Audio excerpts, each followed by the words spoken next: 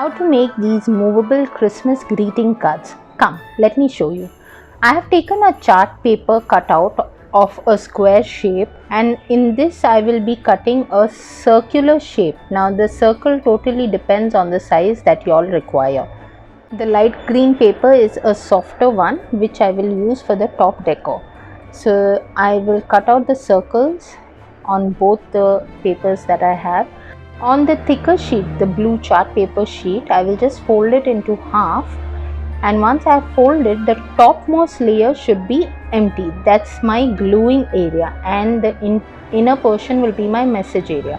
Now on the outer portion, I will just do the decor that I like or I want, and here on the inner side I will leave the Christmas message. And now all that's left is to stick this portion on top of my semicircle that I have made. So just glue up that semicircle area that you have and just stick this to that bit. It should be aligned at the same level, and that's it. My movable Christmas greeting card is ready. Very cute, easy to make, and something that anyone would like.